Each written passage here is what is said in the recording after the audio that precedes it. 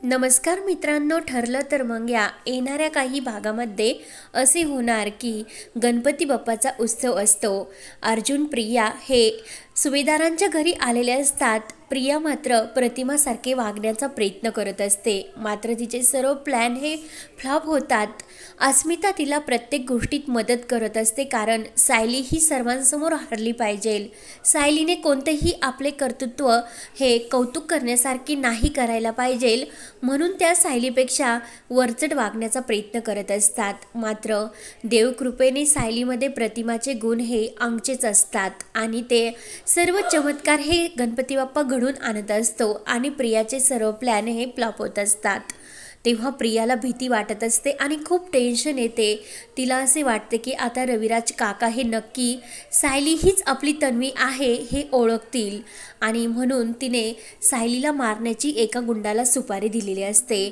तिकडे साक्षी आणि महिपतला सुद्धा अर्जुन आणि सायली यांच्यापासून तो आश्रम मोकळा करायचा असतो, म्हणजे मधुभाऊंना त्यामध्ये गुंतवायचे असते। मात्र अर्जुन आणि सायली त्यामध्ये आड येत असतात, म्हणून ते प्रियाची मदत करतात आणि प्रिया, साक्षी, महिपत हे मिळून अर्जुन आणि सायलीला मारण्याचा प्रयत्न करत असतात। गणपती बाप्पाची मिरवणूक चाललेली असते। सायलीने गणपती बाप्पाचे अगदी मनाभावाने नैवेद्य, पूजा वगैरे सर्व काही व्यवस्थित पार पडलेले असते, अगदी प्रतिमासारखे। म्हणून सर्वांना वाटत असते की प्रतिमाचे गुण सायलीमध्ये कसे।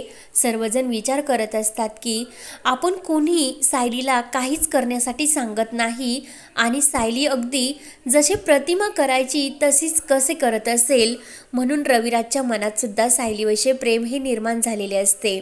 तेव्हा लगेच मस्त अशी गणपती बाप्पाच्या विसर्जनात ढोल ताशांच्या तालावर गणपती बाप्पाची मिरवणूक चाललेली असते आणि गणपती बाप्पांना निरोप द्यायचा असतो। मात्र प्रियाने जे काही सायलीला बदला घेण्यासाठी गुंड पाठवलेले असतात आणि तिला असे वाटत असते की अर्जुनच्या आयुष्यात सायली जर गेली तर आपणच येऊ, म्हणून तिने सायलीचा काटा काढण्याचा ठरवलेला असतो आणि त्या गुंडाला सुपारी देऊन सायलीचा फोटो दाखवून सायलीला मारण्याची धमकी दिलेली असते।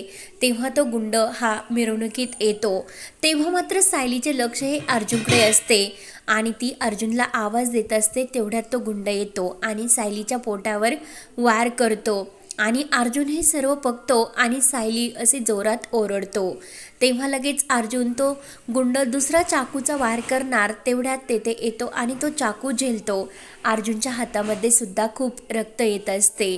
तेव्हा सायली ही गंभीर जखमी झालेली असते आणि बेशुद्ध होऊन ती खाली पडलेली असते। तेव्हा अर्जुनच्या हातातील रक्त ते सायलीच्या कपाळावरील भांगात पडते, म्हणजे चक्क सर्वांसमोर गणपती बाप्पाच्या पूजे म्हणजे मिरवणुकीत आज अर्जुनने सायलीची मांग भरलेली असते आणि खऱ्या अर्थाने ते दोघे एकमेकांचे नवरा बायको झालेले असतात। अर्जुन हा नकळत सायलीच्या खूप प्रेमात पडत चाललेला असतो। तेव्हा अर्जुनचा जीव ते सर्व बघून खूप कासावीस होतो। मिस सायली, उठा, तुम्ही मला सोडून कुठेही जाऊ शकत नाही, कारण माझे तुमच्यावर खूप प्रेम आहे। तेव्हा मात्र अर्जुनची ही हाक देवाने ऐकलेली असते। रविराजला सुद्धा खूप मोठा धक्का बसतो। रविराज हा सायलीला म्हणत असतो की बाळा, तुम्हाला सोडून कुठेही जाणार नाही, तुम्हाला माझी मुलगी मी तुला मानतो आणि तू प्रत्येक कर्तव्य हे मुलीसारखेच पार पाडत आली, त्यामुळे कुठेही तुम्हाला सोडून जाणार नाही। त्यानंतर सायलीला हॉस्पिटलला आणलेले असते आणि सायलीची गंभीर अवस्था बघून सर्वांना मात्र खूप मोठा धक्का बसतो। पूर्णाई आजीला सुद्धा खूप वाईट वाटत असते। सर्वजण सायलीच्या जीवासाठी देवाकडे प्रार्थना करत असतात। कल्पनाची अवस्था तर खूपच भयंकर झालेली असते आणि ऐन वेळेस सायलीला रक्त देण्याची गरज लागते। डॉक्टर सांगतात की सायलीला जर रक्त दिले नाही वेळेवर तर सायलीच्या जीवाला खूप मोठा धोका आहे। तेव्हा सर्वांना वाटते की आता सायलीचा रक्तगट हा कोणता आहे आणि तो कुणाच्या रक्ताशी मॅच होईल। तेव्हा मात्र सर्वजण आपले रक्तगट चेक करत असतात आणि शेवटी रविराज आणि सायली यांचा रक्तगट एकच आलेला असतो। तेव्हा मात्र घरातील सर्वांना खूप मोठा धक्का बसतो। ज्या सत्याचा उलगडा 20 वर्षापूर्वीच व्हायचा होता, तो एका भयानक सत्याने होणार असतो, म्हणजे रविराज हे आपलं रक्त देऊन सायलीचे प्राण वाचवणार असतो, म्हणजे चक्क आपल्या मुलीचे। आणि DNA टेस्ट झाल्यानंतर सुद्धा ते सर्व रिपोर्ट हे सेम आलेले असतात आणि तातडीने रविराजचे रक्त सायलीला देण्यात येते। मात्र अर्जुन हा रविराजचे रक्त घेण्यासाठी तयार नसतो। तेव्हा कल्पना आणि घरातील सर्वजण अर्जुनला समजवतात, अरे अरे सायलीच्या जीवन मरणाचा प्रश्न आहे, तू भांडण तंटा विसरून जा। पण सायली आता बरी होणे आपल्यासाठी खूप महत्त्वाचे आहे, म्हणून अर्जुनला सर्वजण समजवतात। मात्र प्रिया, नागराज आणि राकेश यांची तर मात्र पायाखालची जमीन हादरलेली असते, कारण त्यांना माहिती असते की सायली हीच तन्वी आहे आणि आता जेव्हा रविराज सायलीला रक्त देईल तेव्हा मात्र सर्व सत्य शेवटी सर्वांसमोर येईल असे सर्वांना वाटत असते। तेव्हा प्रिया मात्र तिचा पुढचा प्लॅन करण्यासाठी तयारच असते। मात्र अर्जुनचे सर्व लक्ष हे प्रियाकडे असते। अर्जुनला सुद्धा प्रियाचा हा संशय आलेला असतो।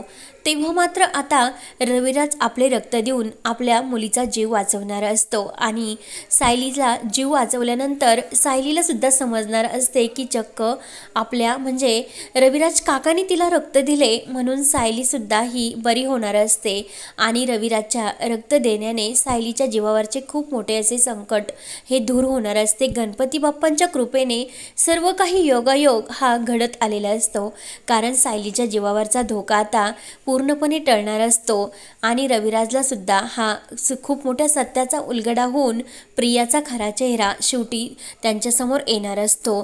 तर आता अर्जुनच्या समोर प्रिया, साक्षी महत्वत यांचे आणखीन पुरावे कसे येणार आणि अर्जुन हा पूर्ण भडकलेला असतो की सायलीला मारण्याचा प्रयत्न नक्की कोणी केला असेल आणि प्रियावर आता तो पूर्णपणे लक्ष ठेवून असतो।